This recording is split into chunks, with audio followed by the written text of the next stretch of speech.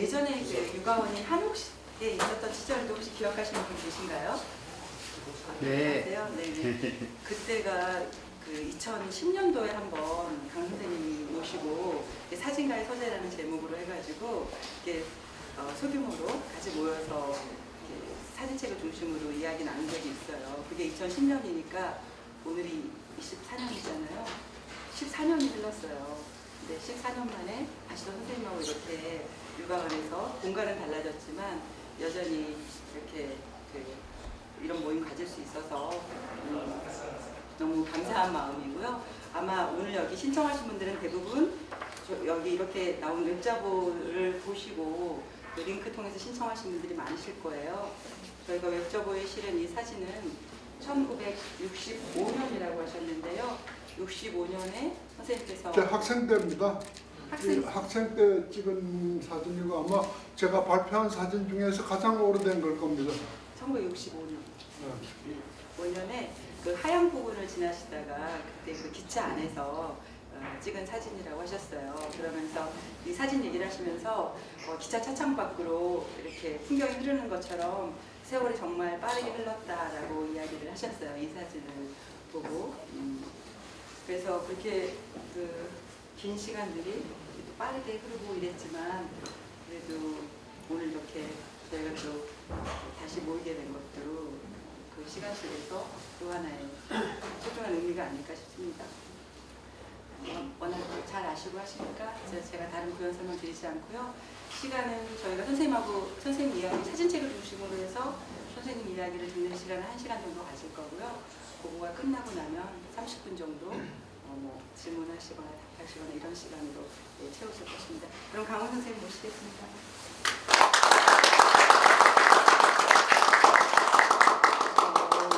사진책을 얘기하라는데 사실 상당히 막연합니다. 막연하고 제가 이제 제 책이 좀 몇 권 되는데 그건 뭐 어쩌다가 그렇게 된 거고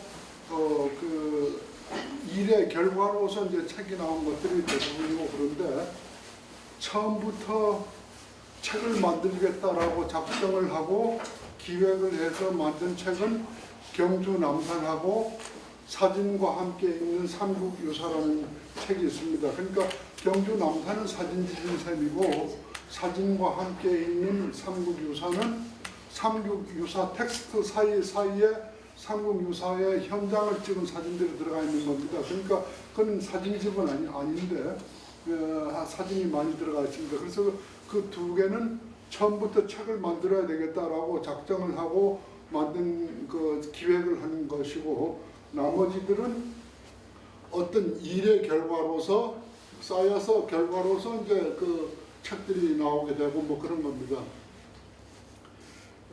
그래서 꼭 책 얘기라기보다는 책을 핑계 삼아서 일단 들어가서 뭐 이것저것 얘기하다 보면은 아마 어떤 결론이 나올 거라는 생각이 들고 그렇습니다. 그래서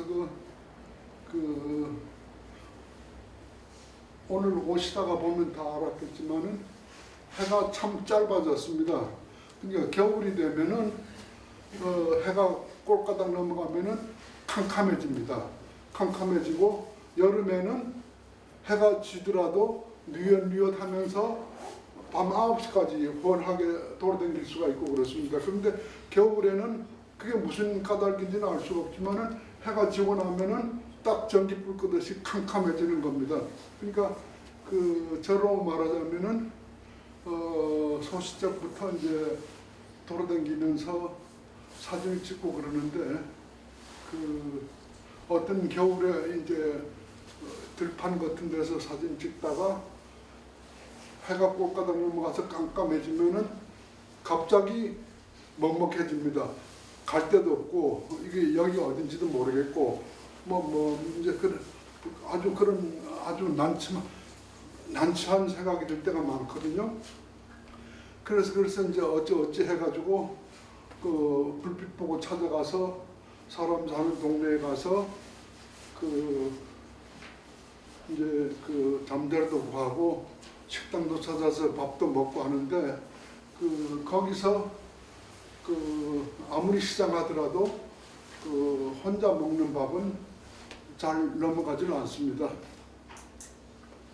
뭐 그렇게 하고 사진 한다고 그러면서 여태까지 이제 평생을 사는 거죠. 근데 이제 지금 조금 전에 말씀드렸다시피 겨울이라서 해가 많이 짧아졌다고 얘기했는데, 그거는 해가 짧아진 거는 사실 상당히 상징적이기도 합니다. 그래서 제가 좋아하는 시를 하나 제가 읽을게요.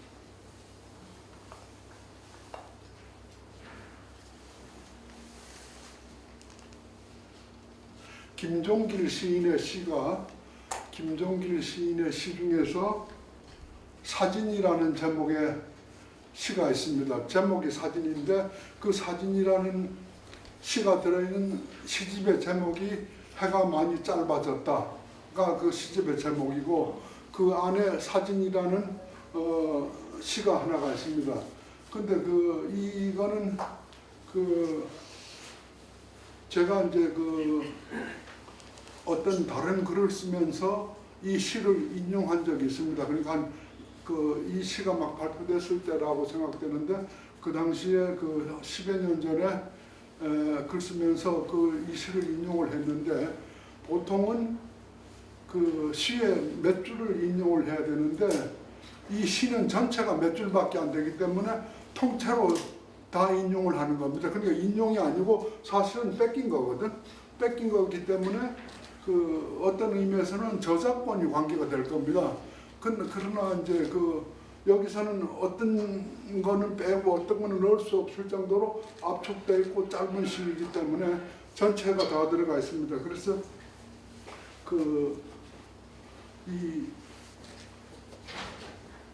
아마 그때 이제 10여 년 전 처음에 뺏겼을 때 생각이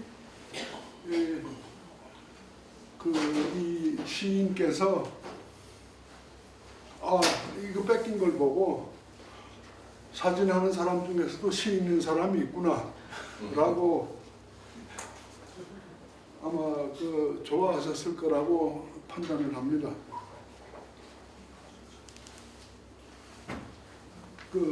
사진이라는 제목의 시를 제가 읽을게요. 이게 이제 제가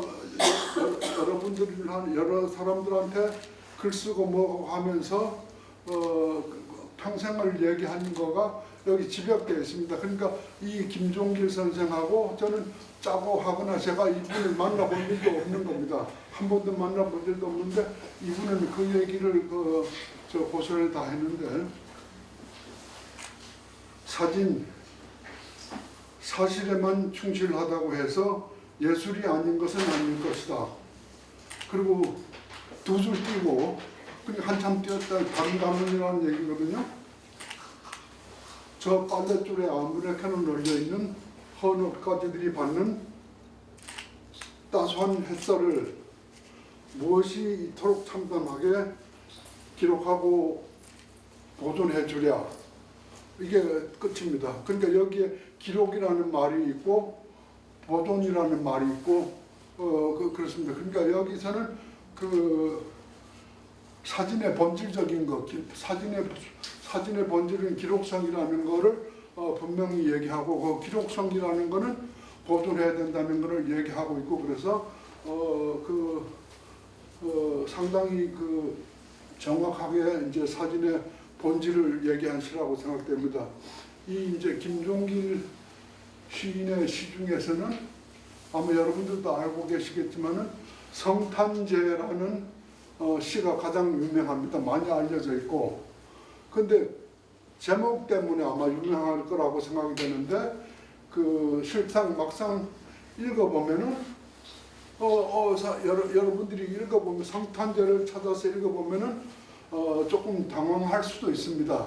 좀 당황할 수도 있어서 그 시의 내용은 뭐 제가 얘기할 것도 없는데, 시에는 poetic license라는 말이 있습니다. poetic license라는 우리가 이제 뭐 운전 면허증 할 때 라이선스라는 말을 쓰죠. 그러니까 이거 시의 면허가 아니고 번역하기를 시적 허용이라고 얘기합니다. 시적 허용이라는 것은 시를 쓰면서 문법에 안 맞아도 되고 논리에 안 맞아도 되고 그냥 건너뛰어도 되고 이렇게 얘기하는 것을 시적 허용이라고 얘기합니다. 그런 의미에서 김종필 선생의 성탄제라는 시는 제목하고 내용하고는 보통 사람들은 연결시킬 수가 전혀 없습니다. 그러나 그것도 이제 어떤 넓은 의미에서 시적 허용이라는 의미로 생각하고 그냥 그 담대하게 받아들일 수밖에 없을 거라고 생각이 됩니다. 근데 그 시적 허용이라는 것은 시인에게만 허락되는 게 아니고 모든 예술가들한테 다 허락이 될 겁니다. 모든 예술가들한테 다 허락이 되는데 얼마만큼 어떻게 할 것인지는 작가마다 각자가 알아서 이제 그 허용 범위를 결정해야 된다고 생각되거든요. 근데 시적 허용이 말하는 것처럼 시나 소설이나 추상화나 뭐 그림 이런 거에서는 그 허용되는 범위가 굉장히 큽니다. 그러나 사진에서는 여러 가지 제약으로 인해서 허용되는 범위가 상당히 작습니다.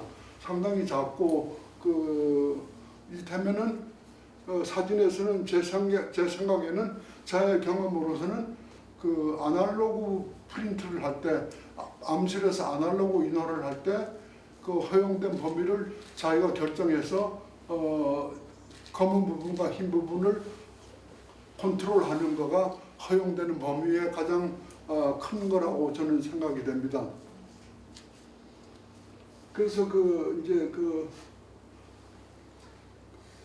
각자가 이제 허용되는 범위를 결정해야 될 것이고 그 허용되는 범위에 따라서 많이 달라지고 그럽니다. 그래서 그 중에서도 이제 하여튼 사진이라는 거는 여러 매체를 통해서 그러니까 카메라 뭐 옛날 같으면은 필름 뭐 여러 가지 확대기, 인화지, 약품 등등을 통해서 나가야 되는 거기 때문에 그 제한의 폭이 상당히 적었습니다. 근데 지금 봐서는 그 디지털 쪽으로 가면은 특히 폰카 쪽으로 가면은 허용되는 범위가 엄청나게 큽니다. 그러니까 누구한테든지 기술을 배울 것도 없고 그냥 그 폰만 있으면 다 찍는 거거든요. 그러니까 그 허용되는 범위가 굉장히 넓어졌을 거고 더 자유롭게 온갖 걸 다 할 수 있을 거라고 생각이 됩니다. 그런데 제 생각에는 제가 관찰한 바에 의하면은 대부분의 사람들은 그 좋은 기계를 가지고 음식 시켜놓고 자기 음식 찍는 거가 거기다가 그게 대부분의 사람들이 그렇게 하거든요. 그래서 이 좋은 도구를 왜 저기밖에 쓸 데가 없을까 뭐 이런 생각을 하곤 합니다. 그런데 이제 디지털 사진이냐 아날로그 사진이냐에 따라서 뭐 내용이 달라질 건 없습니다. 그러니까 그 표현 방법이나 그 과정이 달라졌을 뿐이거든요. 그래서 사실 디지털 쪽에서는 사진가들한테 디지털이 굉장한 자유를 줬습니다. 굉장한 자유를 주고 아주 편리하게 하고 그 다음에 저 표현의 범위도 넓어졌고 그래서 아까도 잠깐 얘기가 나왔지만은 브레송 같은 사람이 결정적인 순간을 찍었는데 그런 거는 그 사람이 아주 노력을 많이 해가지고 예를 들어서 지금 밖에서 일로 들어왔으면은 여기서 이거는 F2에 한 8분의 1 초를 찍으면 되겠다 하면 들어와서 이미 맞춰놓는 거예요. 맞춰놓고 있다가 그 다음에 그 사람이 좋아하는 대로 2, 3m의 거리를 맞춰놓고 있다가 2, 3m 밖에서 움직이는 것만 찍는 겁니다. 그렇게 해서 그 사람은 그것도 그렇다고 해서 다 사진이 되는 건 아니고 그 노력을 해서 그렇게 된 건데 요즘 그런 사람이 어디 있습니까? 그러니까 아무거나 꺼내가지고 다 찍으면 다 맞는 거니까 그런 노력이 필요가 없고 기술이 필요 없는 거거든요. 그러니까 지금은 봐서는 그 기술적으로는 상당한 자유를 줬기 때문에 작가는 또는 찍는 사람은 자기가 뭘 찍을지 대상에 대해서만 관심을 두면 될 거라고 생각이 됩니다. 근데 대상이 이제 대상의 그 내용이 이제 문제인데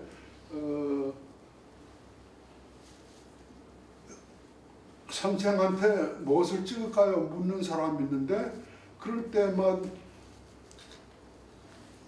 네가 찍고 싶은 걸 찍어야지 왜 나한테 물어보냐? 이게 정확한 대답입니다. 그러니까 자기가 찍고 싶은 게 없으면은 못 찍는 거거든요. 그러니까 그거는 자기가 연구를 해야 되고 뭐 이제 그런 거라고 생각이 됩니다.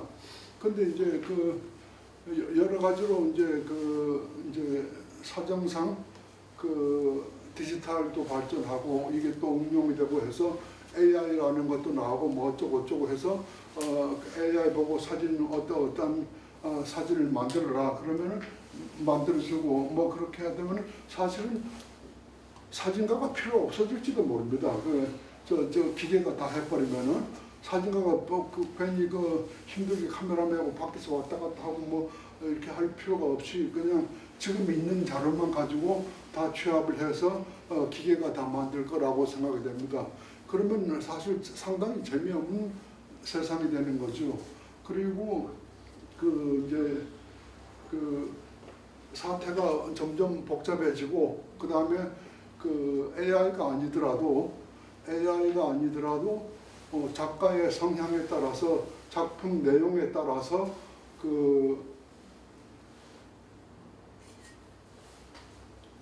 합성을 하는 사람도 있고 스트레이트만 찍는 사람도 있고 그게 이제 여러 작가가 있거든요.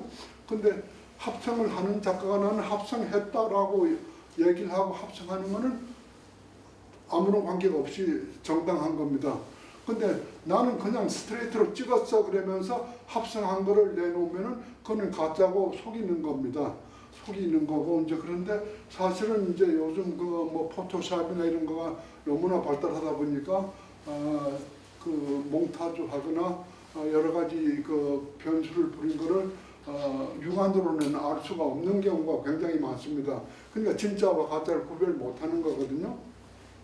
근데 이제 이게 앞으로 어떻게 될지는 알 수가 없지만은 최근에 라이카에서 M11에 M11이라는 모델에 P라는 최신 모델이 있습니다. P라는 모델에는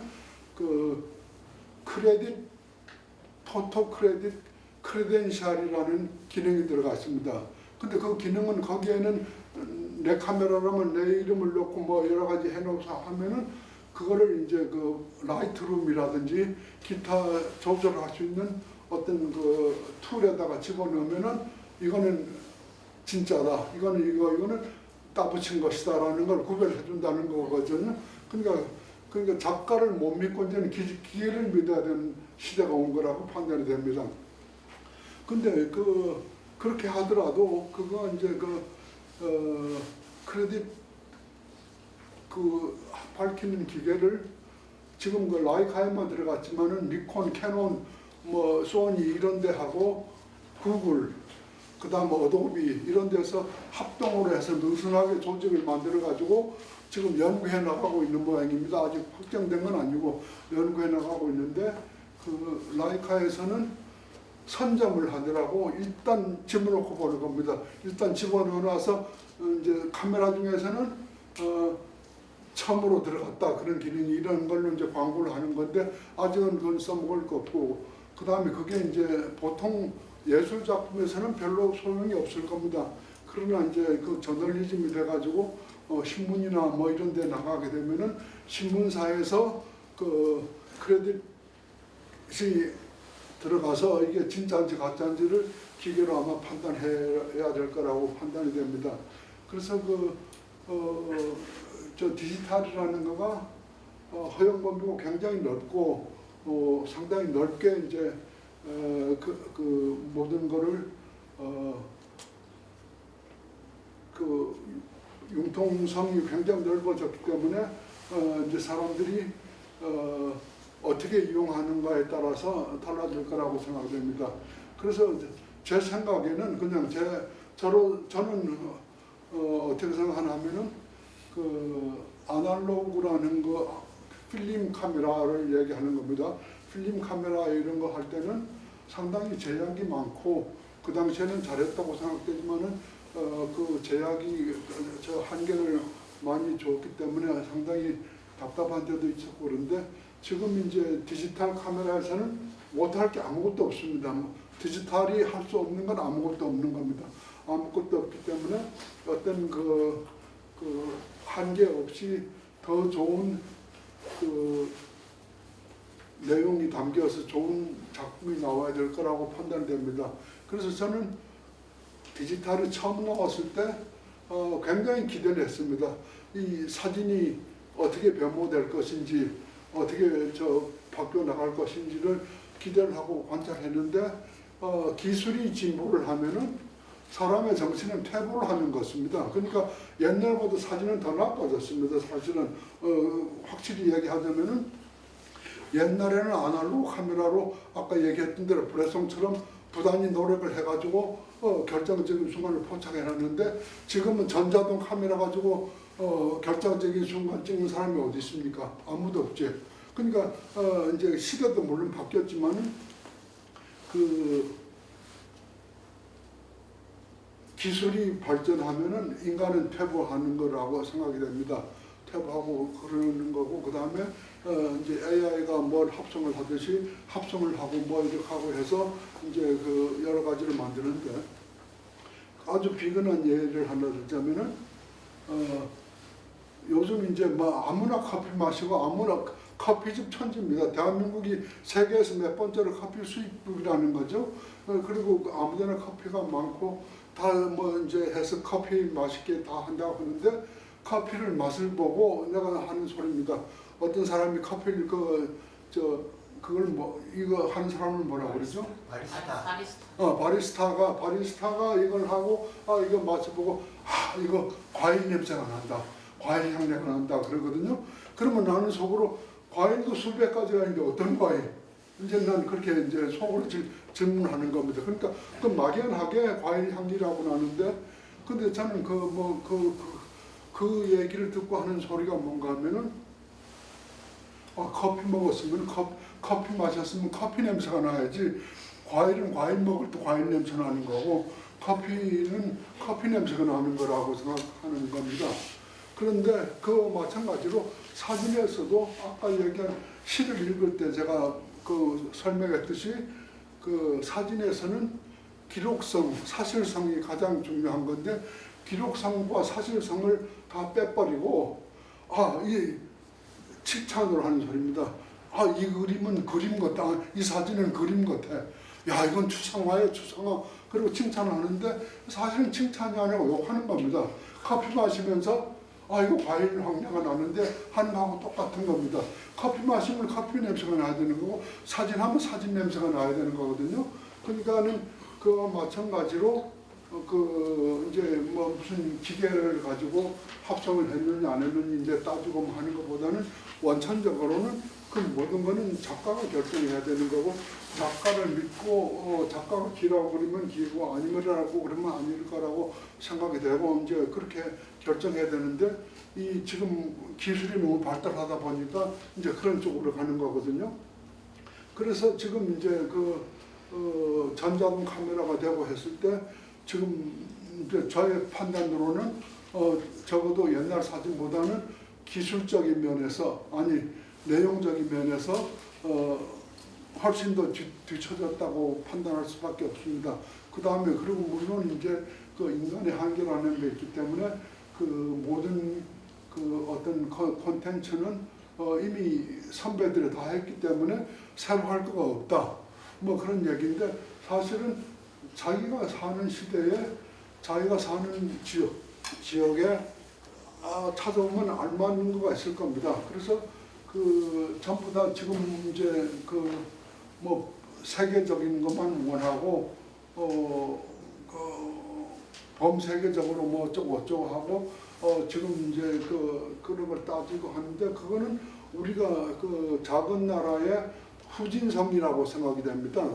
그러니까 그거는 따질 거 없고 자기가 하고 싶은 거, 자기가 살아있는 나라에서 자기가 하고 싶은 거를 하면은 그 나라의 문화적인 전통 안에 흡수가 되는 겁니다. 흡수가 되는 건데 지금 이제 몸은 여기 있으면서 마음은 딴 데 가서 딴 나라의 거를 흉내를 내고 그러면은 국적이 없는 사진들이 되고 아무런 의미가 없는 거가 되고 그게 그렇게 하려면은 그 나라에 가서 하면 통할는지가 알 수 없는데 여기서는 이국적이긴 하지만은 그게 이 나라에 필요하고 이 나라에서 기록하고 보존해야 될 것인지는 그건 알 수가 없는 겁니다. 그래서 아마 여러분들이 그 사진을 하면서 단순한 기술뿐만 아니라 내용에 대해서 생각해야 될 거라고 생각되는데 사람들이 대개 아마추어들은 기술을 익히는 데 익숙하고 카메라 사는 데에만 전념을 하다가 살만한 거 다 사고 나서는 끝나는 수가 많습니다. 근데 그거가 말하자면은 기술만 가지고는 아무것도 할 수 없다는 절망감 때문에 그럴 거라고 생각됩니다. 기술을 터득해가지고 그걸로 자기가 소화할 수 있는 대상을 찾았으면은 계속 가는데 기술은 잔뜩 쌓았는데 담을 게 없다. 그러면 그만둬야 되는 거죠. 할 수 없는 거거든요. 이제 그런 거라고 판단됩니다. 그래서 재밌는 에세이를 하나 읽었는데 리드 리뷰라는 인터넷에 카메라 테스트를 하는 테스트에서 카메라를 분석하고 하고 렌즈를 분석하고 하는 데가 있는데 REID라고 하면은 어떻게 읽는 거죠? 리든지 레이든지 그럴 건데 그게 그 사람 이름입니다. 그 사람 이름인데 제 판단에는 리드스 리뷰라고 해야지 맞는 거거든요. 근데 숫자를 빼고 리드 리뷰라고 하면은 내 생각에는 REID라는 이름을 발음을 그냥 우리가 읽는 단어를 리드하고 같은 걸로 해가지고 그 S를 일부러 빼버리고 리드 리뷰라고 한 거라고 생각되는데 그 사람이 아주 카메라 리뷰, 렌즈 리뷰 이런 것에는 아마 제일 탁월한 사람이라고 생각되고 쓰는 우리보다는 카메라를 만들고 카메라를 디자인하고 하는 그런 전문가들이 보고 참고해야 될 거라고 생각이 됩니다. 근데 그 사람이 쓴 재미난 에세이 중에 하나가 사진가에게는 코가 있다 라는 제목의 에세이가 있습니다. 근데 그게 뭔가 하면은 카메라 한복판에 파인더가 있어서 이렇게 하면은 코가 눌린다는 겁니다. 카메라 한복판에 파인더가 있으면은. 근데 이제 라이카 M 타입 같은 거는 왼쪽에 구멍이 뚫려 있기 때문에 이렇게 하면은 그게 눈이 여기 되고 코는 안 눌리거든요. 그러니까 그 카메라 디자인 하는 사람들은 그런 것도 좀 연구를 해서 불편하게 없도록 해야 된다. 그러니까 한복판에 있는 거는 코가 눌리기 때문에 콧기름하고 여름에는 안 거슬리게 하는 거 선텐 할 때 선크림을 발랐는데 그걸로 비싼 화면에 다 문질러 가지고 비싼 기계 다 베는다는 거예요. 그러니까 한복판에 하지 말고 조금 어떻게 하는 거가 좋지 않겠나 이런 생각을 하는 그런 아티클이었었는데 근데 이제 내가 하고 싶은 얘기는 뭔가 하면 그 사람의 리뷰에는 돈을 내고 들어갈 때 공짜가 없어요. 근데 1년에 얼마라는 걸 내고 들어가서 그걸 봐야 되는데 이제 전문가들은 돈 내고 들어가서 볼 가치가 충분히 있죠. 근데 거기에 또 한쪽 구석에는 맛보기로 공짜로 보여주는 칼럼이 몇 개 있어요. 그 중에서 제가 본 거가 사진가에게는 코가 있다라는 제목인데 그걸 읽고 다른 걸 이렇게 검사해 보니까 아주 훌륭한 사람이고 아주 사진도 좋은 사진만 찍는 사람인데 미국에도 사정이 안 좋은지 그 브릴리언트한 사람이 웨딩 포토를 먹고 살아. 그거 보니까 이게 참 미국도 사정이 딱하구나. 근데 미국 사람들이야 때문에 실용적이니까 밥벌이만 되면 결혼 사진을 찍든 장례 사진을 찍든 상관이 없다라고 생각되는데 내 생각에는 리드라는 사람은 그렇게 똑똑하고 잘난 사람이 결혼식 사진에서 먹고 산다는 거는 좀 비극이다라는 생각이 들었거든요. 그래서 그 사람들하고 이제 우리하고 이제 처지를 비교하게 되고 그렇습니다. 그래서 이제 뭐 어쨌든 나로 말하자면은 그 터널 다 통과해가지고 이제는 뭐 어떻게 됐든 상관이 없는데 이 젊은 친구들은 어떻게 먹고 살 것인가. 지금 전부 다 이 사진하는 사람들이 먹고 살기가 정말 힘든. 우리 때는 잡지가 많았고 잡지의 원고도 많이 청탁받고 해가지고 그럭저럭 이제 굶지 않고 살았는데 요즘은 잡지 거의 없어져 버리고 잡지도 이제 거의 청탁 같은 건 하질 않고 자기 스텝 한두 사람한테 다 맡겨 사는 처지니까 이제 이게 참 어려운 세상이 됐다고 생각이 됩니다. 근데 이제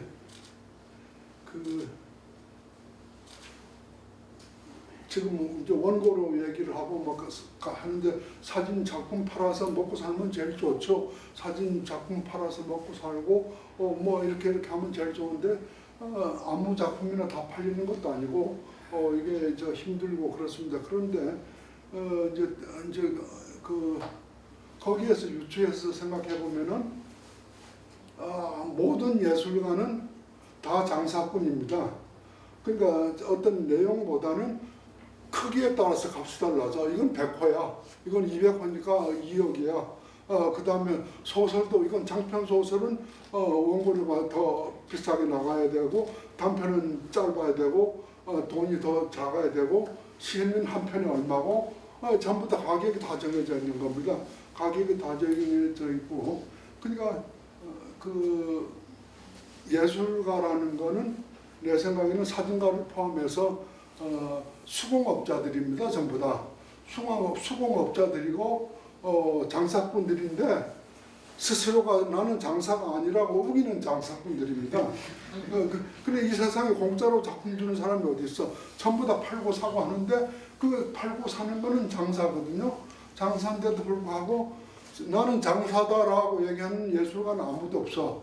근데 그거는 어떤 좀 다른 얘기가 될 수가 있겠지만은 장사꾼의 다른 이름이 예술가인지도 모릅니다. 그러니까 어쨌든 예술가들도 밥벌이는 해야 되는 거고 자기 유지는 해야 되는 거기 때문에 옛날에 이제 뭐 무슨 왕의 시대 조선 말고 서양에서 왕의 시대는 귀족들이나 이런 사람들이 유명한 화가들이나 유명한 음악가들을 매겨 살렸지만은 지금은 그런 것도 없고 각자가 알아서 이제 먹고 살아야 되는데 이거가 사진하는 사람들은 특히 요즘 젊은 세대들은 사진을 해서 어떻게 밥을 먹을 건가 이런 조금 힘든 생각을 하는데 그거는 제가 알 수는 없습니다. 제가 알 수는 없는데 하여튼 그러나 예술가와 장사는 동의어다라는 것을 여러분들은 알아주셨으면 좋겠습니다. 그러니까 어떤 예술이라도 공짜는 아무것도 없습니까? 노래하는 데 가더라도 들어가려면 돈 내고 들어가야 되고 하여튼 뭐 그러니까 예술가라는 거는 나는 장사꾼이 아니다라고 우기는 장사꾼이다. 라가 나의 이제 제가 주장하는 바입니다. 그래서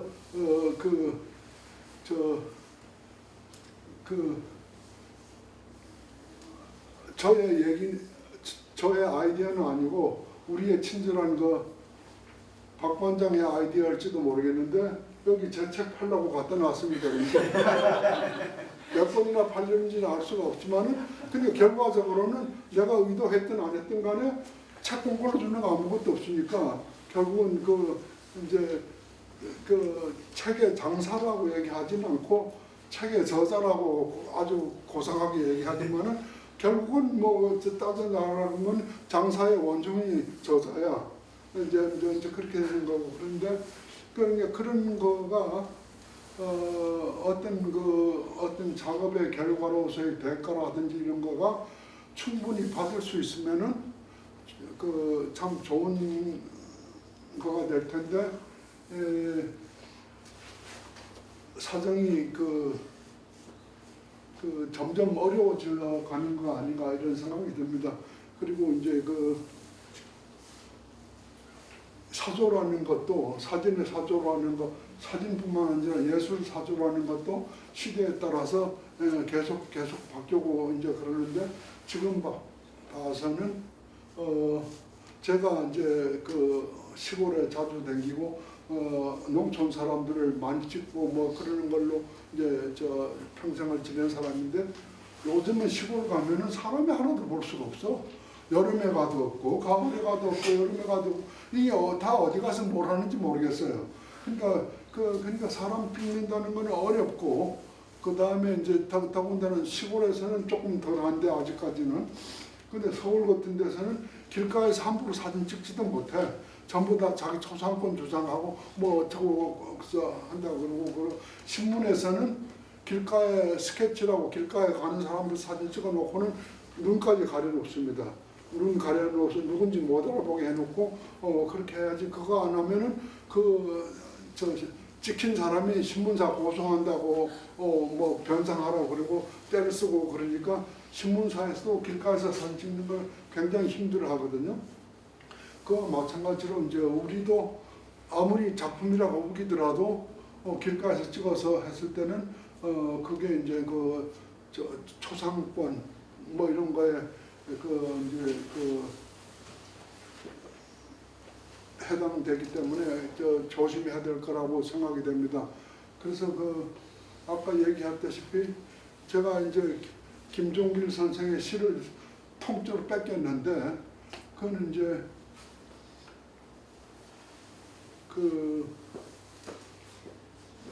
항의를 받으면은 그 출판사든지 작가의 그 저자의 가족이라든지 그런 사람한테 이제 항의를 받는다면은 뭐 항의 받았으면 그때 가서 해결하자 라는 생각이 이제 들어서 이제 뺏겨서 쓰고 그랬거든요. 근데 그와 마찬가지로 우리도 그래야 되지는 않는가 싶어요. 그러니까 일단은 전람회하고 그렇다고 작품을 안 할 수는 없는 거잖아요. 하고 그 다음에 이제 항의가 있거나 뭐가 하면은 개별적으로 해결해야 되는 거가 아닌가 싶습니다.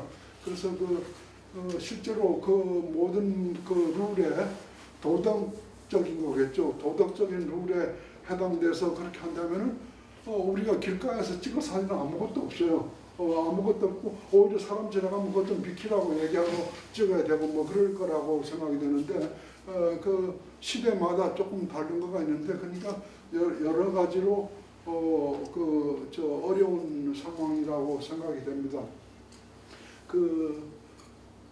제가 한참 다닐 때 찍은 사진들 그러니까 70년대에 찍은 사진들 중에서 마을 삼부작이라고 거기 보면은 수분리에서 찍은 사진이 있는데 수분리 마을 삼부작뿐만 아니라 새 마을을 찍은 건데 70년대에 한 거거든요. 근데 그거를 30년 후에 제 후배가 똑같은 거를 다시 찍은 일이 있습니다. 똑같은 거 다시 찍은 일이 있고 또 30년 후에는 지금 다른 작가가 줄 서서 이제 이따가 30년 후에 찍겠다고 하는 작가가 있고 그런데 근데 30년 후에가 나의 후배가 그 사람을 찾아내서 이거 너라고 그랬는데 난 찍힌 일이 없다고 나 아니라고 주장을 한다는 거예요. 그러니까 얼굴이 이제 30년간 변했고 이제 그러니까 찍힌 줄도 모르고 이제 그렇기 때문에 이건 나 아니라고 얘기하는 사람이 있었다고 얘기합니다. 그러니까 어떤 사람은 얘기를 하면은 기억난다고 이제 그렇게 얘기하는 사람들도 있고 그러니까 사람의 모습이 이제 바뀌기 때문에 자기가 계속해서 보지 않던 사진들은 자기 모습을 잊어버리고 아마 그럴 수도 있는 거라고 판단이 됩니다. 그래서 그 여러 가지 그 이제 변화하는 과정을 기록해 놓는 거가 사진의 중요한 본성이라고 생각이 되는데, 지금 모든 사람들은, 모든 그 사진 작가들은 기록성에는 관심이 없습니다. 기록성에는 관심이 없고, 어떻게 하면은 예술적이 되는가. 왜냐하면은 예술이 돼야지 팔린다고 생각하기 때문에 그런 거거든요. 근데 예술이 되면은 팔릴지는 모르지만은 사진의 정도에서 벗어날 가능성이 대단히 큽니다. 그러니까 아까 김종길 선생이 한 대로 있는 그대로 솔직하게 기록하면 그 기록하는 자체가 사진의 장점이고, 그 기록 자체가 예술이 될 수가 있는 겁니다. 근데 그거를 이제 피해서 어떤 그 추상적이거나 다른 개념적인 걸로 가면은 무슨 다른 예술은 될지 모르지만은 뭐 진정한 사진은 아니라고 판단이 됩니다.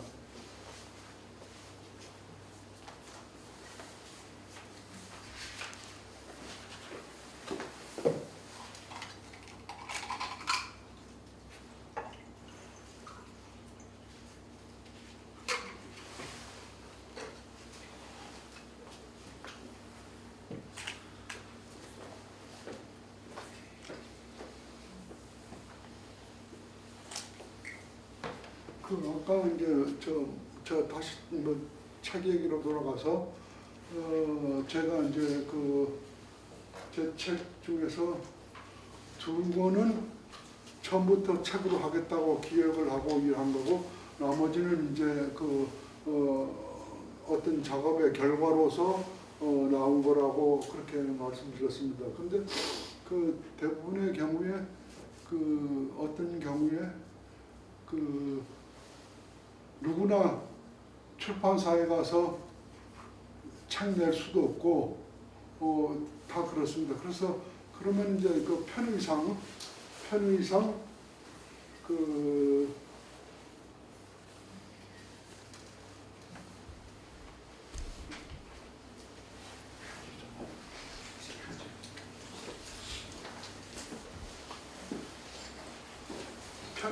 이제 자비 출판하는 경우가 있을 겁니다. 그래서 대개 이제 자비 출판하는 경우는 자기가 어떤 절실함 때문에 이제 책을 내는 건데, 그 자비 출판의 형식상 이게 많이 퍼질 수가 없고 부수도 많지 않고 이제 퍼지는 범위가 굉장히 작다고 생각이 됩니다. 근데 이제 그 중에서 제가 아는 예를 하나 들자면은 지금 세계적으로 유명한 랄프 깁슨이라는 사진 작가가 있는데, 랄프 깁슨은 썸넘볼리스트, 몽유병자라는 제목입니다. 몽유병자라는 제목인데,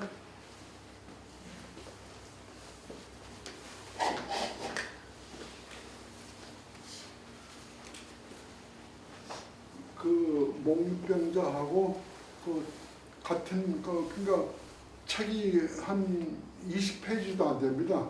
책이 20페이지도 안 되고, 그 다음에 아마추어가 편집한 책이라서 표 2, 표 3, 4까지도 작품이 다 들어가 있고, 페이지 넘버도 안 매겨져 있습니다. 책에 페이지 넘버도 안 읽고 그냥 팜플렛 수준인데, 그 책 가지고 세계적으로 이제 아주 떴습니다.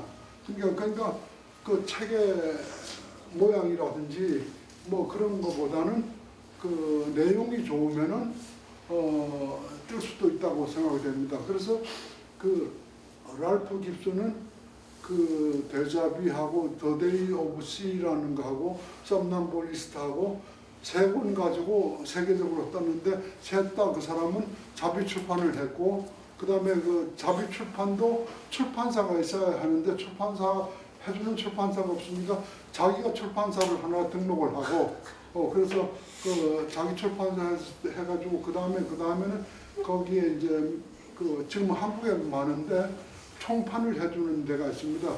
총판을 해주는데 몇 개 가지고 이렇게 했는데 아주 책이라고 얘기하기는 어려울 정도로 얇은 책인데 그걸로 해서 상당히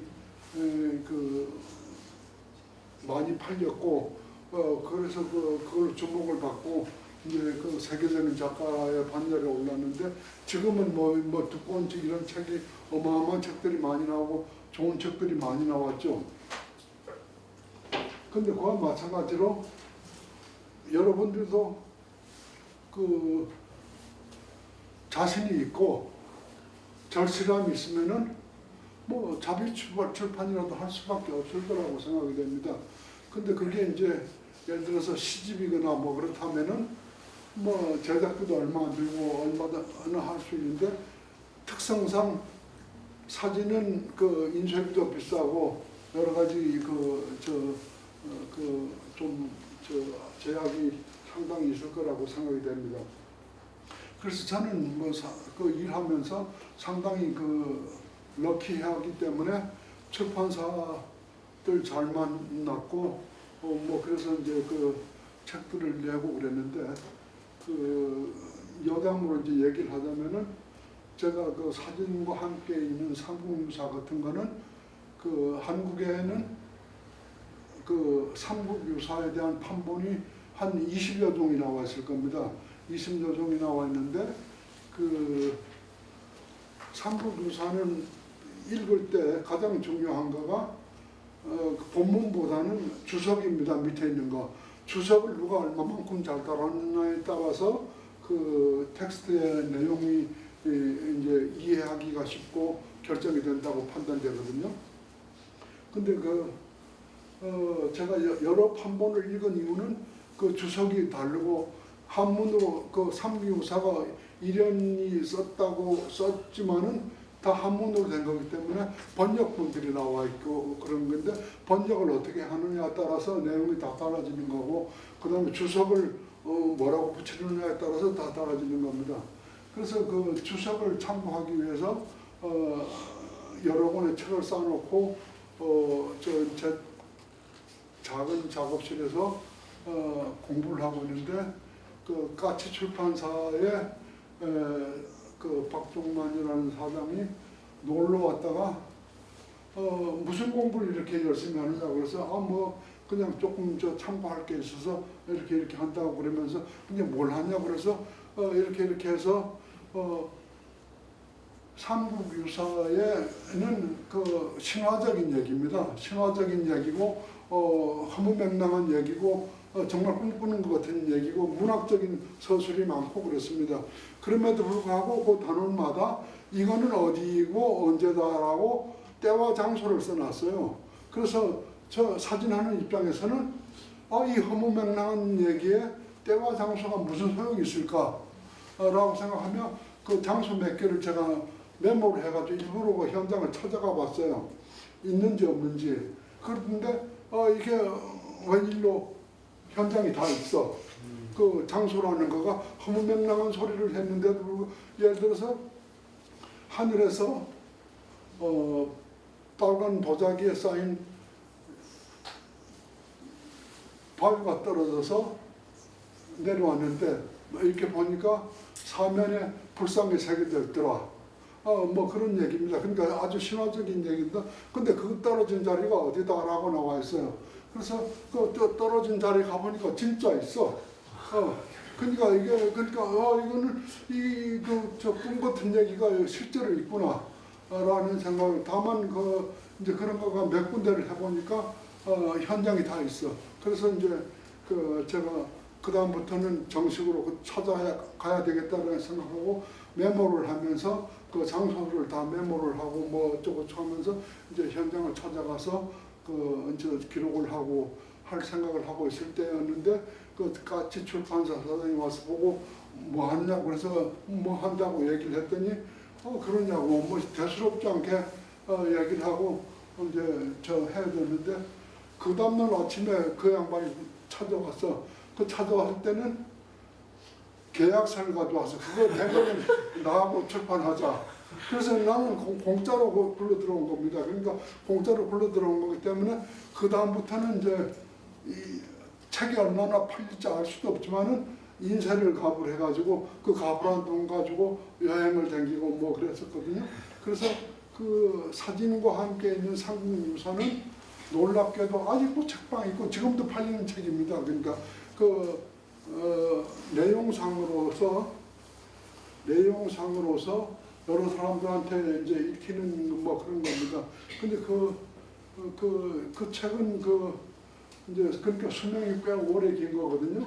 그런 식으로 그 사진과 어떤 그 텍스트와 만났을 때 그 어떤 결과가 되는 거를 보여주는 거라고 생각이 됩니다. 그러니까 그 사진과 함께 있는 삼풍유사가 아주 잘된 디자인이거나 아주 잘된 북 디자인은 아닙니다. 북 디자인은 아닌데 그럼에도 불구하고 내용이 있으니까 내용 때문에 이제 계속 팔리는 거라고 생각이 됩니다. 그러니까 책을 하려면은 이제 그 북 디자인이 따라야 되는데 내가 처음에 시작할 때는 북 디자인이라는 말도 없었고 그런 개념도 없었고 그냥 편집자가 빨간 볼펜 가지고 줄씩 찍어가면서 뭐 이렇게 하면 거기에 맞게 이제 이제 알맞게 뭐 나오고 그러는 건데 그때는 그 편집 디자이너 이런 개념이 없을 때였죠. 근데 이제 여러분들은 직접 책 디자인을 할 필요는 절대 없습니다. 절대 없고 이제 중요한 작가들이 많으니까 그 디자이너들은 디자인을 책 전문가한테 부탁을 하면 되는 건데 이제 여러분들이 가장 이제 가져야 될 것은 안목입니다. 좋은 책인지 잘된 책인지 디자인이 좋은 건지 나쁜지를 구별할 수 있는 안목만 있으면은 충분한 거고 그걸 가지고 이제 부탁을 하면 되는 거지 실제로 그걸 가지고 자기가 책을 아까 얘기한 대로 라알프 기프처럼 책 엉망진창으로 페이지 넘버도 안 붙이면서 그렇게 만들 필요는 없는 겁니다. 지금 시대에서는 그래서 다만 좋은 디자인이 어떤 건지 그런 것만 알아볼 수 있는 눈이 있으면은 아마 그 책을 만들 수 있지 않을까 그런 생각이 듭니다.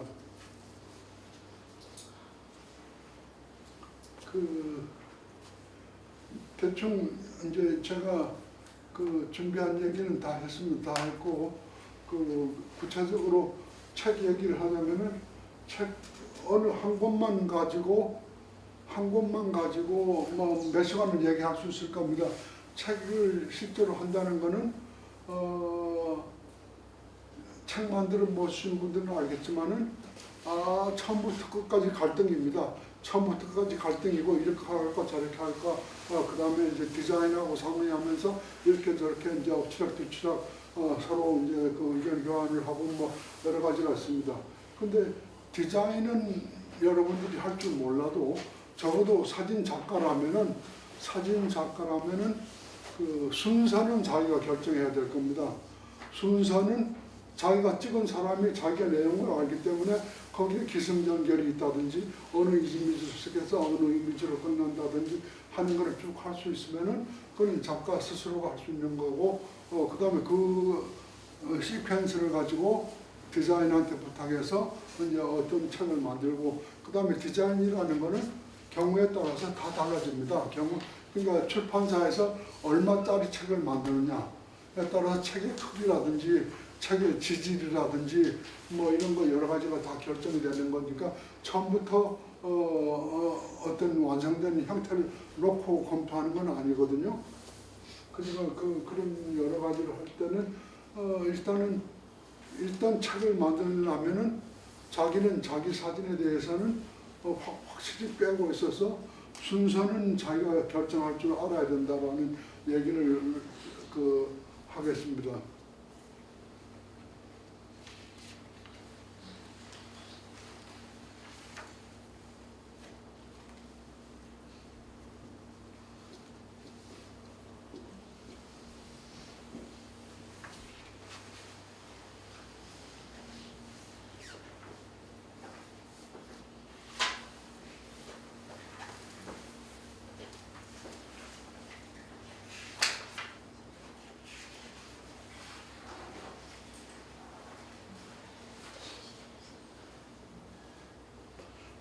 제가 준비한 말씀을 다 드린 것 같으네요. 그 저 이제 질문 있으면 질문 받고 그러겠습니다.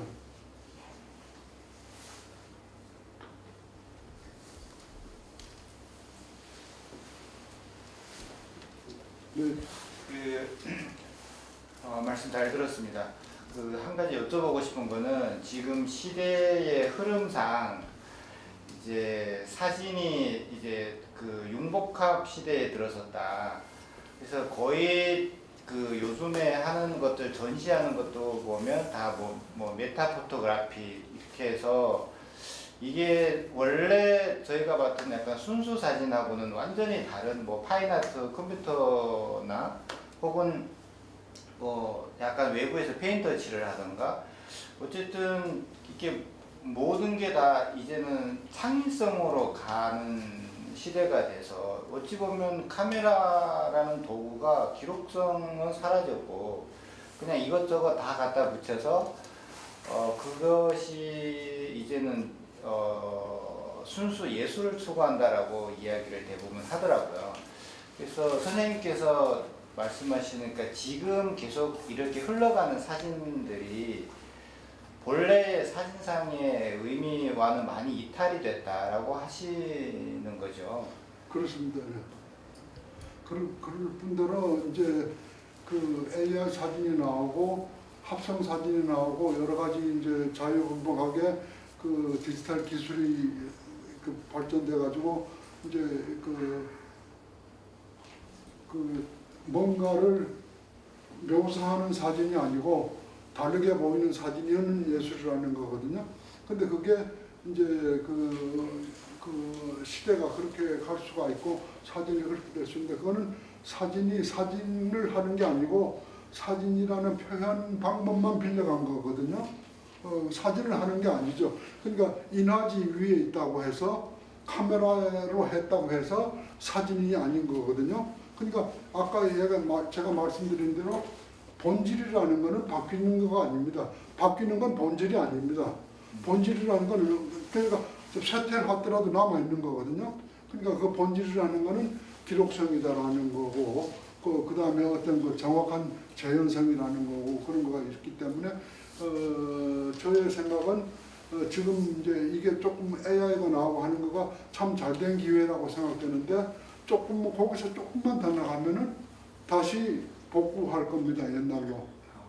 지금 내 생각은 거기서 더 갈 데가 없고 이거 이상하다라고 스스로 자각을 하기 때문에 어느 시점에서 다시 원점으로 돌아갈 거라고 저는 생각됩니다. 그러니까 역사라든지 어떤 이즘이라는 거가 꼭 직선으로 하면 발전하는 게 아니고 라운드 이렇게 하는 거기 때문에 그래서 원이 요만한 원이었다면은 2000년대는 원이 더 커질 수가 있고 그래서 돌고 도는 거기 때문에 어느 때인가 곧 사진의 본질 쪽으로 더 다가갈 거라고 그렇게 판단이 됩니다.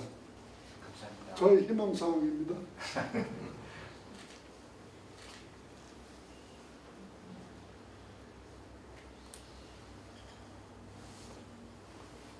네. 선생님 말씀 잘 들었습니다. 궁금한 게 마을 3부작 글로 쓰신 마을 3부작 사진집에서 글로 조금 풀어서 주신 부분에다가 결정적 장면을 말씀을 잠깐 하셨거든요. 그래서 저도 그 부분을 읽고서 우리가 결정적 순간과 결정적 장면을 좀 구분해서 생각할 수 있겠구나 이런 이제 생각이 들었는데, 근데 아쉽게도 그 책에는 이제 결정적 장면에 대해서는 조금 더 설명이 없었거든요. 그래서 설명할 게 없는 거가 그게 뭐 말하자면은 결정적인 순간에서 나온 말인데 결정적인 순간은 결정적인 순간이라고 해서 의미가 있는 건 아니에요. 그 장면 그러니까 씬 자체가 결정적인 순간이기 때문에 재미는 있지만은 허무할 수가 있어. 근데 나로서는 결정적인 장면이라고 얘기하는 거는 내용을 얘기하는 거예요. 내용 자체가 그러니까 이거 우리한테는 꼭 필요하고 있어야 될 것들은 기록해야 된다라는 걸 나는 그 장면으로 순간보다는 장면이 더 중요하다고 판단하는 사람이죠. 저는 그거를 사진으로 담는다는 거는 그냥 그게 꼭 한 장만 될 필요가 없다. 그렇죠, 그렇죠. 네. 그러니까 소가 이제 쓰러지는 네컷으로 이제 담으셨던데 그런 거를 이제 결정적 장면이 되고 아니요, 그거 말고 한 장이라도 네. 그 내용이 중요한 장면이 되는 겁니다. 그래서 이제 내가 다른 데도 어디 글을 쓴 일이 있는데 카르티에 브레송이 아주 천재적인 사람, 사진 작가로서는 천재적인 사람이라고 판단하는데 그 결정적인 순간의 사진이라는 거는 야 하고 끝나는 겁니다. 그러니까 내용 아무것도 없어. 그냥 본인이 놀래가지고 그 씬 자체만 그 절묘한 씬이지 내용이 아무것도 없는 것들이 많습니다. 그런 거가. 그러니까 저의 얘기는 자기 사는 나라에 자기 시대에 맞는 씬이라야지 장면이라고 얘기할 수 있지 그 순간이라는 거라고 해서 중요한 건 하나도 없다. 그런 얘기입니다.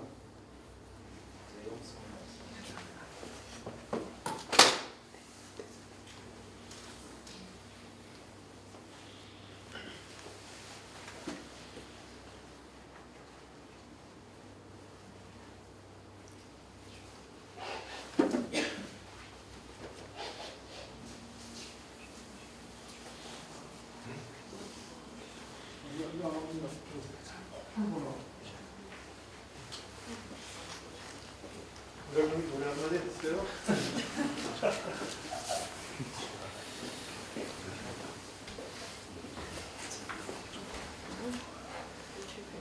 여기 오늘 사진가분들도 많이 오셨는데 그 선생님께 질문하실 거 없으세요?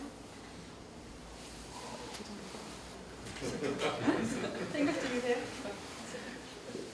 자기가 지금 가장 많은 광고해 주세요. 책 광고해 주세요. 책 광고. 장사를 할까요? 사이에 장사꾼. 장사진. 지금 이렇게 요 모임은 벌써 올해 11번째네요. 저희가 이제 조그맣게 사책 도서관이라고 해서 2층에 좀 작게 우리나라 사진가들의 사진집들만 모아놓은 작은 공간을 가지고 이제 사책 도서관이라는 이름으로 지난 오랫동안 운영을 했고요.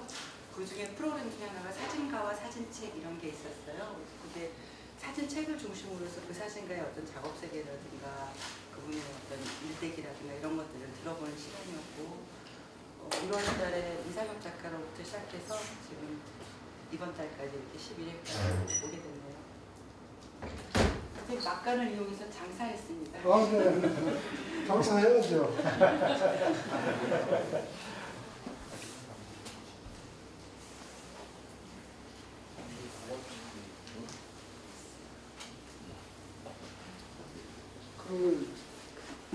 저의 책 중에 이제 제일 먼저 나온 거가 그 네스락 너와집이라는 겁니다. 네스락 너와집이라고 저 고건축 시리즈에 들어가 있는데 그게 맨 처음에 나온 책인데 사실은 그 네스락 쪽에서 그 화전민들이 많이 살고 있었고 그 사람들 사는 걸 기록을 하면서 그 집도 따라서 이제 기록을 하고 했거든요. 이런 거가 너와집입니다.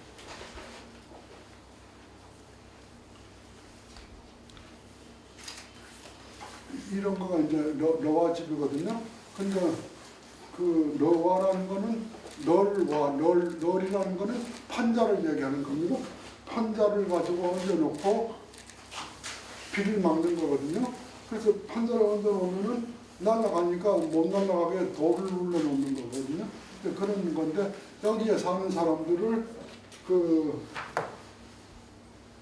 이제 기록을 하고 여러 가지 찍고 있는데 이 고건축에서 너와집을 넣자고 요청이 왔습니다. 왔는데 그때 상당히 그 논의가 돼 있어 서로 나와 그 출판사와 여러 사람이 논의를 했는데 과연 너와집이 고건축에 해당할 수 있는가? 민속적이라면 알 수가 없지만은 고건축 건축이라고까지는 할 수가 사실은 없는 거, 자연 발생적인 거거든요. 그래서 그런 논의 하다 그렇더라도 이거는 우리나라 꽤 오래 전에부터 있던 거니까 뭐 하자 그래서 했는데, 그래서 그 여기 이제 하면서 그 고건축이라는 그 한계 때문에 사람은 하나도 안 들어갔습니다. 그러니까 저 주인공은 다 빼버리고 주인공이 사는 집만 이제 들어가 있는 거가 이 책이라고 판단됩니다. 그리고 이 책은 여기 와 있는데 이건 사실은 오리지널은 아닙니다. 오리지널은 옛날에 다 끝났고 이건 복각판입니다. 나중에 찾는 사람들이 많아서 새로 복각한 거지 처음부터 이건 아니고 오리지널은 따로 있습니다. 그러나 그거하고 크기라든지 뭐 이런 거는 다 똑같습니다. 저 종이 뭐 비슷하게 하여튼 처음 거하고 거의 똑같이 했습니다. 이건 오리지널인가? 이건 오리지널이에요. 왜냐하면 지금 보니까 가격이 500원이라고 되어 있습니다. 이후에 열화당에서 다시 복각을 하셨는데 나중에는 이거가 나중에 복각판 있는데 똑같습니다. 그러니까 나도 못 알아봤네. 이건 광장에서 초기에 만든 그 얘기 좀 해주시죠. 그 마을 삼부작에서는 이게 좀 듣지 못했는데 여기서는 여기에 주인공들이 이제 들어가서 그 마을 삼부작에는 그 새마을 얘기가 나오는데 이런 집 모양도 나오고 그 동네 사는 사람들 나오고 그러는데 사실은 이제 제 작품집 중에서 우연 또는 필연이라는 거가 있습니다. 그게 있던가요? 우연 또는 필연이라는 거가 있는데 이게 이거 뭐 좀 뜯을까요? 아니 지금 뜯어도 돼. 뜯어도 돼. 뜯은 거 있습니다. 이거는 기준 많이 넣어주세요. 이건 왜 이렇게 따뜻합니까? 책이 보고 있습니다. 체온이 일부. 읽고 있었습니다. 근데 여기에는 이제 종합편인데, 그러니까 이 노화집 중에서 빠졌던 사람들이 여기 상당히 들어가 있습니다. 이거 다 들어가 있는 건 아니고 일부가 여기 다 들어가 있습니다. 그리고 지금 이 책 누가 가져왔죠? 열화당에서 사람은 갔지? 네. 네네. 여러 당 사람은 가고 네네. 책만 남은 거지? 네. 그러면 이제 좀 뭐라 그래도 되겠는데 살 수 있으면은 고서점에 가서 한 책을 사세요. 우연 또 그냥 초판이 그때 잘 만든다고 해서 그때 막 우리나라에 그 외국산 종이가 수입이 됐답니다. 그래서 외국산 수입 종이를 해가지고 인쇄가 지금보다 낫습니다. 근데 나중에 재판 3판 하면서는 그 가격을 올릴 수가 없으니까 국산 종이를 쓰면서 인쇄질이 점점 떨어진 거거든요. 장사하겠다. 헌 책을 사면은 만일 초판을 살 수 있다면은 그게 훨씬 더 인쇄가 잘 되는 거고, 이 새 책은 아무래도 조금은 떨어집니다. 많이 떨어진다는 건 아니고. 아니 장사라면서 장사를 나가게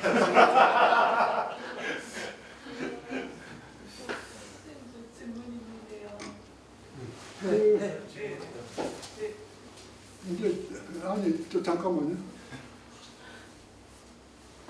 책마다 이제 그 디자이너가 있는데 이거는 이상철 선생이 한 겁니다. 이상철이라고 아주 유명한 북 디자이너가 한 책인데 그래서 그 양반이 그 책을 아주 디자인을 잘해주는 거고, 근데 여기에 우연 또는 필연이라고 여기 이제 쓴 글씨가 이제 보통 활자를 하는데 이거는 쓴 글씨인데 이거는 그 돌아가신 박보석 선생이 써주신 글입니다. 그 양반은 나중에 상당히 연로하실 때 쓴 거라서 아마 마지막 글씨가 될 거라고 생각이 됩니다.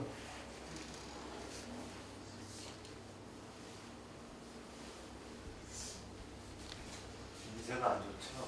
근데 이 책이 아니라 이순환이라는 책을 보면은 지금 봐서 자랑을 좀 하자면은 60, 70년대에 내가 어릴 때인데 썩 잘 찍었어요.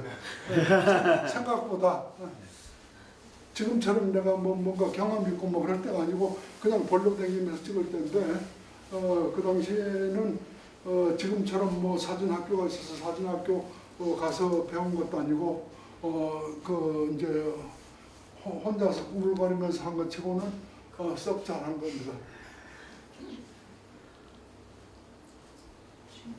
아까 질문이래. 네, 말씀 잘 들었습니다.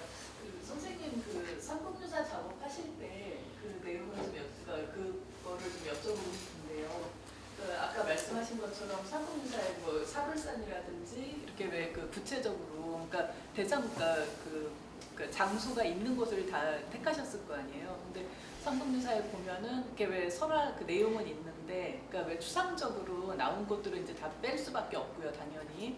그래서 근데 만약에 이렇게 그런 장소 선정하고 하실 때 조금 아쉬운 부분이라든지, 그러니까 좀 그런 부분이 어떤 부분이 있으셨는지 궁금하고요. 그거는 아까 말씀드린 대로 제가 찍을 수 있는 건 다 찍었습니다. 저 메모해서 장소는 다 가는데 다만 아쉬운 거는 삼국유사의 내용 중에서 북한에 있는 지명들이 있는데 거기는 하나도 못 갔습니다. 그러니까 나중에 그게 세상이 좋아져서 갈 수 있으면 가서 찍었으면 되는데 아마 내가 힘이 빠져서 갈 수 있는지는 알 수가 없고 이제 그렇게 돼 있는데 그 삼국유사에 아까 얘기한 대로 판본에 번역자들과 수도 없이 많고 뭐 그렇습니다. 수도 없이 많고 그런데 그 제가 한 판본은 이상호라고 이북의 학자입니다. 이북의 학자가 한글체로서 가장 그 모던하게 번역된 겁니다. 그래서 그 까칠 출판사는 아주 양심적이고 좋은 출판사라서 그래도 해야 된다 그러면서 수속을 해가지고 이북의 역사 이상호라는 분은 돌아가신 지가 오래됐어요. 그래서 그 이북에 있는 역사연구소에서 판본을 가지고 있기 때문에 이북에 있는 역사연구소에다가 인쇄를 보냅니다. 그 계약을 했기 때문에 인쇄를 보내고 그렇게 이제 정식으로 한 거고 그래서 처음에는 나한테 인쇄를 상당히 많이 준다고 제의를 했었는데 나중에 와서 이북에도 돈을 보내야 되니까 너 것 좀 깎자 그래서 제가 일부를 깎아서 이북으로 보내고 그러는 겁니다. 근데 이쪽에서 할 수 있는 데는 다 했습니다. 남은 데가 없고 할 수 있는 데는 다 했고 이북은 못 가고 그랬습니다. 그리고 이제 학자들도 흉을 좀 봐야 되는데 아까 얘기하자면은 그 주석이 굉장히 중요한데 그 금강산이라고 우리가 저 유명한 금강산 말고 경주에 금강산이라고 있는데 금강산을 이병도 박사 주석에 경상북도 영창군에 있는 산 그렇게 주석을 따라놨어. 근데 제가 영창군에 가서 아무리 헤매도 금강산이 없어. 그래서 그 한 1년 후에 다시 이제 와서 경주에 와서 물어보니까 이거가 금강산이라는 거예요. 그 산이라기보다는 뭐 절 하나 있고 언덕이 있는데 조그마한 거 그때는 뭐 자우지간 언덕이라도 산이라고 했으니까 근데 그래서 금강산을 겨우 찾았는데 거기에 가면 마이불도 있고 뭐 그렇습니다. 그렇게 해서 했는데 그 이병도 이후의 학자들이 주석을 달한 거는 전부 다 경상북도 영창군에 있는 산 자기 선배 이병도 거를 베껴가지고 전부 다 똑같은 주석이에요. 그러니까 실제로 학자들이 가보고 찾아보진 않고 서적을 보고 앉아서 한 사람이 에러를 하니까 끝에 제자의 제자까지 쓴 책이 에러가 나오고 그러거든요. 그래서 제가 그런 것도 몇 개를 고쳤습니다. 아주 틀린 것들 좀 바로잡고 했는데 그건 왜냐하면은 사진가는 이론적인 게 아니라 현장에 가봐야 되는 사람이기 때문에 실제로 거기에 있는 거 없는 거 이제 그런 걸 다 찾아서 할 수가 있는 것이죠. 질문 하나 네. 다른 게 아니고요. 선생님 그 아까 이제 브레송 말씀도 해주셨는데 어쨌든 브레송 작가분은 이제 또 대표작이라고 딱 이렇게 사람들이 불회송하면 떠올리는 사진이 있지 않습니까? 혹시 선생님은 강원구 하면 이 사진으로 좀 기억되고 싶은 혹시 그런 사진이 좀 있으실까요? 그거는 저 여러분들이 결정해야죠. 저는 뭐 아니 그래도 선생님이 나는 다 이거 뭐 내가 저 손가락 안 아픈 손가락 없습니다.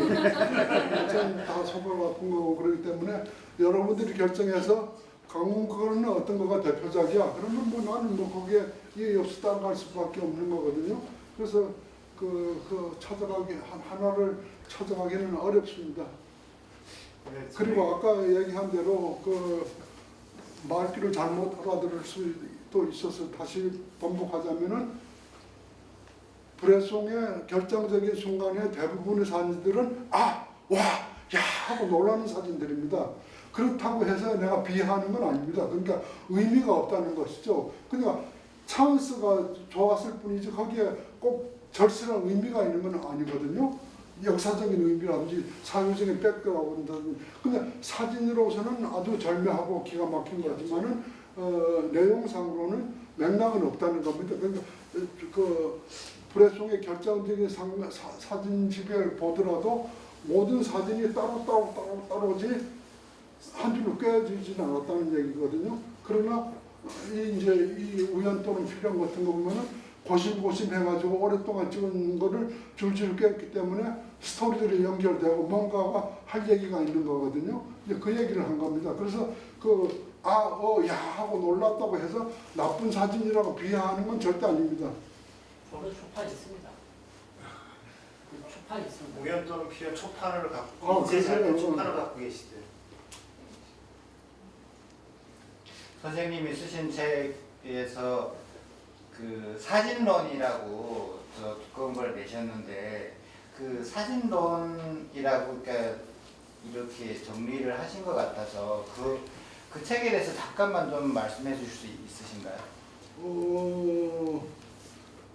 그러니까 그 사진 작가의 모든 말이나 글은 다 사진론입니다. 사진 하자는 얘기거든. 근데 특히 이제 저는 그 신문이나 잡지에 어떤 칼럼을 연재받고 하더라도 어떤 사람은 그 월드컵하고 뭐 어쩌고 하면은 역사학자로도 쓰다가 축구 얘기가 나오고 뭐 이제 이런 경우가 많습니다. 그 시류를 따라가기 때문에 신문이라는 거는. 근데 내가 신문 칼럼을 쓰더라도 나는 딱 중심을 잡고 어쨌든 나는 사진 얘기를 쓰겠다. 그 모든 거를 어떤 현상을 지금 쓰더라도 끝에 결론은 사진으로 연결되도록 했기 때문에 모든 얘기는 다 사진론이라고 판단되거든요. 그래서 되게 이제 사진에 관한 얘기들입니다. 사진에 관한 얘기고 되게 이제 그 잡지나 이런 데서 부탁받고 쓴 일도 있고 내 스스로 쓴 것도 있고 그런데 아까 얘기한 이 김종길 선생의 사진이라는 거를 인용한 글이 거기 앞에 어디 있는데 제목이 한국 사진의 미래입니다. 그 제목은 근데 저를 잘 아시는 분들은 아시겠지만은 제가 한국 사진의 미래 이런 제목을 달 사람이 아닙니다. 절대로 아닙니다. 그러니까 그런 거에 할 수가 없는데 그건 뭔가 하면은 사진학회에서 나한테 그런 제목으로 청탁이 왔어. 그래서 제목만 한국 사진의 미래라고 자기들이 청탁한 대로 돼 있고 내용은 내가 쓰고 싶은 대로 다른 데로 간 거죠. 그러니까 내가 한국 사진의 미래에 대해서 운운하거나 뭐 그럴 능력도 없고 관심도 없고 그렇습니다. 감사합니다.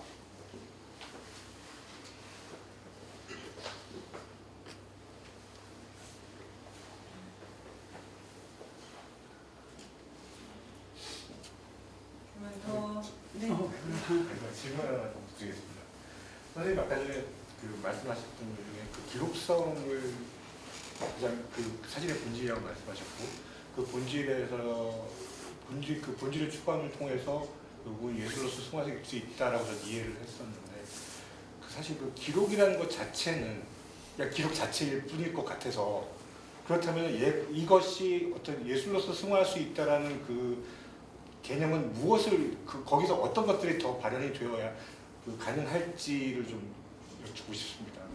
이제 뭐 기록이라고 해서 다 예술인 건 아니죠. 네, 네. 그 기록이라고 해서 다 예술인 건 아니고 글로 쓴 거라고 해서 다 문학은 아니고 그림이라고 해서 다 예술은 아닌 거거든요. 그거 마찬가지로 기록성이 있는 사진 중에서도 어떤 거는 예술로 될 수가 있고 승화되는 거죠. 근데 어떤 거는 기록으로 남는 거거든요. 근데 그거는 그때마다 본인이 아마 판단해야 될 거고, 그 다음에 기록도 중요하고, 또 기록된 것들이 병렬됨으로써 울림을 주고 어떤 그 시대의 어떤 상황을 암시할 수 있으면은 전 그 예술로 승화될 수 있다고 판단합니다. 네, 알겠습니다. 죄송합니다. 연관해서 하나 더 여쭤보고 싶어요. 선생님 그 작품 중에 예전에 사람의 그때라는 전시를 하셨었고, 그 전시에서 많은 문인들이나 화가분들 사진을 찍으신 걸로 알고 있는데, 그 전시도 역시 같은 맥락에서 이해를 하면 되는 걸까요? 뭐 그렇죠. 그 같은 맥락에서 이제 이해를 하고 여러 가지를 할 수가 있는데, 거기에서는 제가 글 쓴 거를 보셨는지 모르겠는데, 그런 것 같군요. 그 글에 내가 아주 짧게 언급해본 건 뭔가 하면 그 중요한 얘기입니다. 중요한 게 뭔가 하면은 나는 그 사람의 빛으로 찍었다 라고 얘기했습니다. 그러니까 그 사람의 빛이라는 거는 그 사람의 아우라를 얘기하는 겁니다. 그 다음에 어떤 화가의 스튜디오에 내가 찍으러 갔으면은 그 화가가 자기가 해놓은 거가 이거 그 사람의 빛입니다. 그러니까 거기에서 그걸로서 내가 사진 찍었지, 내가 프레스를 사용하거나 내가 인공 조명을 하거나 해가지고 억지로 나의 빛을 만드는 게 아니고 그 사람의 빛으로 찍었다는 거거든요. 그래서 그거 한결같이 아마 그 중에서 165장이라고 생각되는데 그 중에서 딱 한 장만 아마 스튜디오 라이트로 찍은 거라고 판단이 됩니다. 근데 그거는 좀 예외인 거고 나머지는 거의 다 이제 그 사람의 빛으로 찍은 겁니다. 그러니까 내가 이래라 저래라 연출해서 찍은 거라기보다는 그 사람의 원래 느낌대로 그 사람이 하는 대로 나는 그냥 방관자처럼 따라가면서 기록한 거고 그런 겁니다. 그래서 꼭 이제 글로서 김훈한테 혼났는데, 소설가 김훈한테 혼났는데 거기에 이기고 진다는 구차한 얘기한 거가 이제 그 양반은 걸려서 이기고 지는 거를 이기고 이긴다 진다라는 이런 승부에 관한 얘기 썼다고 이제 김훈이 안 좋아했는데, 그러니까 뭔가 하면 나는 화가나 작가를 찍으러 갈 때 지러 간다 그랬어요.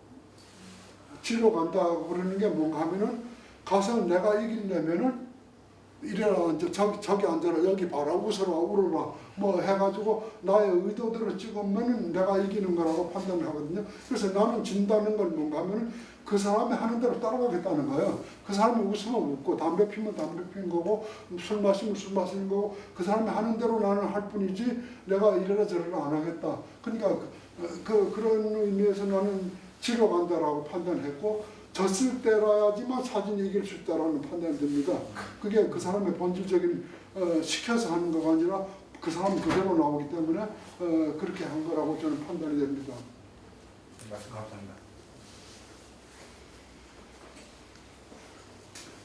예. 저 뒤에. 또 질문이 한데, 저도 사람의 그때라는 작품집에서 궁금했던 부분인데, 이게 어떻게 보면 지러간다고 지금 표현을 해주시긴 했는데, 어떻게 보면 피사체가 사람이다 보니까 이게 어떻게 보면 감정이 다 있고 하다 보니까 친분도도 있고 소통이라는 게 또 있지 않습니까? 근데 어떻게 보면 지러가기 때문에 본질을 어떻게 나온다고 말씀해 주시긴 했는데, 그런 소통적인 부분에서 어떻게 사진이라는 예술은 프레임이라는 거를 작가가 하는 거다 보니까 소통적인 부분에서 되게 궁금했었거든요. 그래서 여러분들을 많이 하셨지 않습니까? 그 작품집을 하시면서. 그다음 너무 지러간다는 분들이 소통에 대해서 되게 궁금했습니다. 시킨 대상하고 나하고의 소통을 얘기하는 거죠. 네, 맞습니다. 네, 그 이제 지금은 이게 좀 분화가 돼가지고 서울이 엄청 커졌고 각자 구석에 들어앉아가지고 서로 교류가 없고 그런데 옛날에는 전부 합통속이라서 다 알고 지냈습니다. 주로 뭐 다 안다기보다는 그리고 같은 그 다방이나 같은 술집에 가면은 같은 사람들이 오글오글 몰려 있고 그래서 서로 친하지는 않더라도 저놈은 뭐 하는 놈이고 저는 뭐 하는 놈이고 서로 간에 다 알고 있었거든요. 그리고 이번에 이제 어떤 전람회 하면서 신문사하고 인터뷰하면서도 내가 그런 얘기를 했는데 이 사람들의 초상권은 어떻게 되느냐를 물었습니다. 근데 그때 내가 한 얘기는 초상권 걸고 넘어지면 내가 걸릴 수밖에 없다. 그러나 그 당시에 나한테 찍게 허락했으면은 초상권도 나한테 허락한 것이다. 싫었으면 그때 난 찍지 마라 안 되겠다라고 해서는 안 찍었을 거다. 그런 얘기를 한 일이 있거든요. 그래서 그때의 서로 인간관계라는 거는 지금의 서울의 예술가들의 인간관계하고는 조금 달랐다라고 막 판단이 됩니다.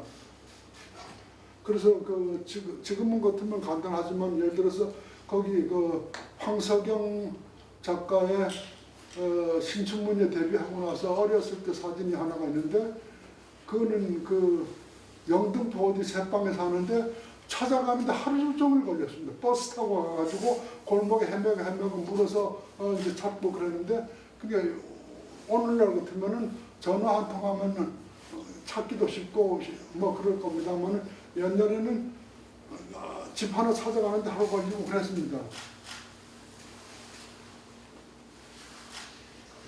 추가 질문인데요. 안면동 소금창고 네. 연구 그분도 그럼 혹시 전에 좀 알고 계시던? 아니 천방의 사관입니다.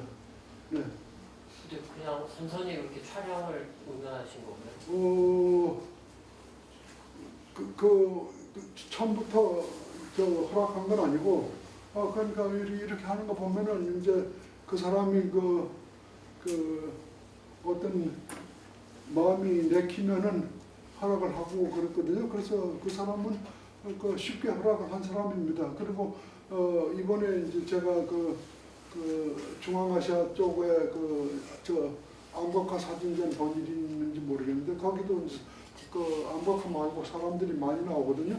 많이 나오는데 거기는 언어도 소통도 잘 안 되고 또 서로 낯선 문화권이기 때문에 어떻게 하면 내가 혼날 수도 있고 그런 겁니다. 그러나 사람을 보면은 처음부터 대본 찍지는 않고 딱 쳐다보고 이렇게 하고 나서 카메라를 가리키면 그 사람이 끄떡끄떡합니다. 그러면 찍어도 되니까 딱 보고 하면은 이러면 찍는 거예요. 찍다가 또 싸움 나는 거. 그러니까 그냥 수신호로서 카메라 한번 가리키면 그 사람이 왜 그런지 알아. 근데 대개의 경우에 허락을 했어요. 그 사람들이 끄떡끄떡하고. 마지막 질문. 여기까지 말씀 너무나 감사하게 잘 들었습니다. 많은 분들도 좀 궁금해할 것 같아서 그런데 노하우 좀 한번 전수해 주시기 바라겠습니다. 해외에서는 카메라를 손으로 가르치시고 또 고개 끄덕끄덕하고 사인 받으셨는데 국내에서 70년대, 80년대, 90년대 이렇게 오시면서 작업을 하시면서 사실은 연부 이야기도 방금 전에 해주셨지만 예전에 찍은 연탄장수 아저씨라든가 그런 어떤 포트레이트성이 있는 보통의 사람들을 찍으시는 사진들이 있고 그런데 스냅으로 간단하게 찍어서 그 장면을 담을 수도 있지만 어떤 때는 좀 대화가 필요하거나 상호 인식에서 어느 정도 허락이 좀 필요하고 좀 그런 상황이 있을 거라고 생각이 드는데 대부분 많은 사진가들이 그런 부분을 좀 어려워하기도 하고 그래서 일부러 본질은 찍고 싶은데 그걸 숨기고 접근도 하고 뭐 여러 가지 방법을 쓰거든요. 선생님은 어떻게 주로 해결을 하셨나요? 근데 그거는 이제 작가 나름대로 친화성이 있고 뭐 여러 가지 있는데 내 생각에 사진 작가 중에는 저 뒤에 앉아 계신 성남문 작가가 친화성은 세계에서 제일 좋을 거라고 판단합니다. 어떤 사람이든지 무장해제 시킬 수 있는 능력이 있어야 되는 거거든요. 그래서 나는 나 같으면은 뭔가 하면은 아이고 매 맞으면 매 맞고 요거도 먹으면 요거도 먹고 일단 해놓고 보자. 그 다음에 찍고 나서 눈 마주치면은 가서 사실은 뭐 이런 데 하고 인사를 하면은 다 용서를 하는 거면 다 용서를 하고 이제 되는 거고 그 다음 끝까지 안 된다는 사람은 뭐 그 발표 안 하면 되는 거고 이제 그런 거거든요. 그래서 그 사람마다 다를 거라고 생각됩니다.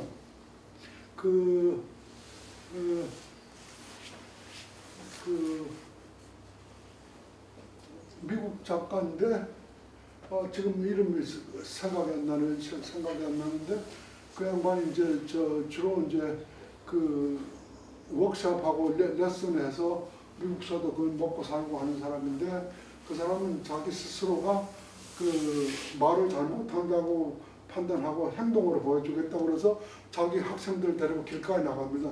길가에 나가면 뉴욕 길가에 나가면은 전부 다 겁이 나서 못 찍어.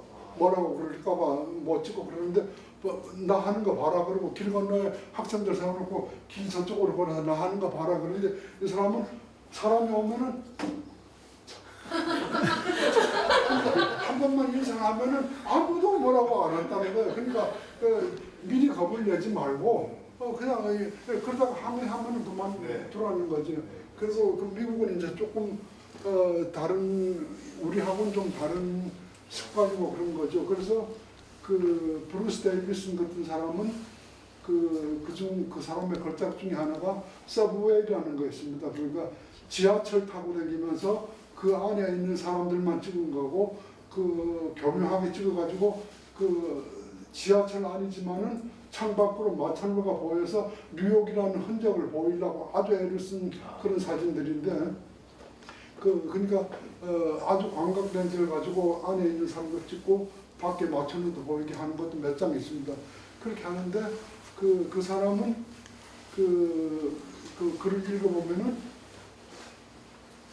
비상시를 위해서 호루라기를 하나 차고 그 다음에 칼로 찔렸을 때를 대비해서 손수건을 뒤에다가 두둑한 걸 넣어서 나중에 다치면 하려고 가져가고 그 다음에 이 호주머니는 1달러짜리를 가득 넣는다는 거야. 1달러짜리를 넣어서 하고 그 다음에 그게 미국은 그때만 해도 이제 그런 단계였는지 이 사진을 찍고 1달러를 주는 거야.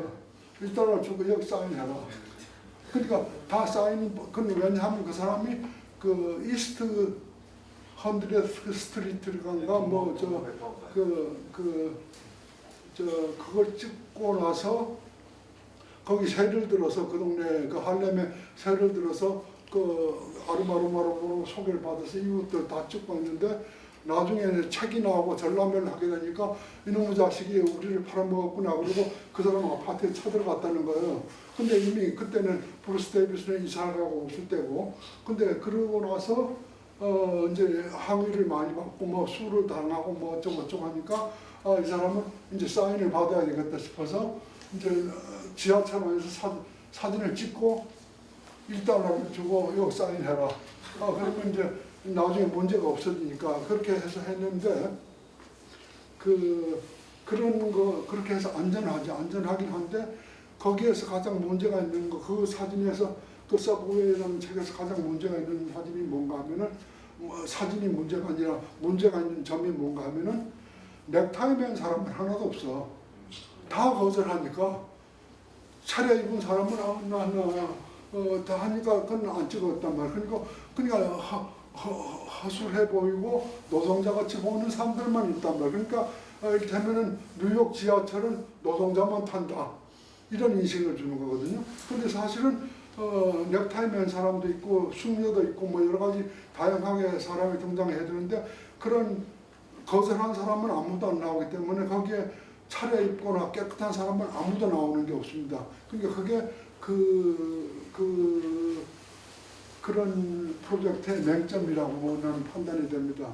그러니까 허락 없이 도둑 사진 다 찍었으면 거기에 뭐 넥타이 맨 사람도 나오고 뭐 다 했을 거라고 생각이 됩니다.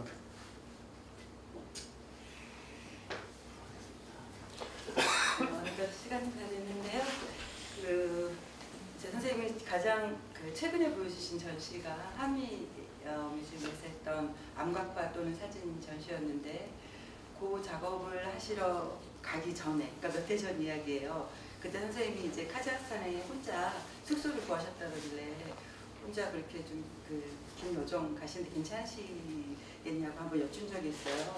근데 그때 선생님 뭐라고 얘기하셨냐면 나는 중앙아시아를 생각하면 지금도 가슴이 뛰어 라고 얘기를 하셨어요. 그래서 저는 제가 사진가, 이렇게 사진 갤러리를 하고 있어서 사진가한테 들은 가장 어떤 기억에 남는 말 중에 하나고요. 이렇게 가슴 뛰는 사진가의 모습으로 선생님과 계속 이렇게 더 많은 시간 같이 갔으면 좋겠습니다. 오늘 긴 시간 이렇게 서서 해주셨어요.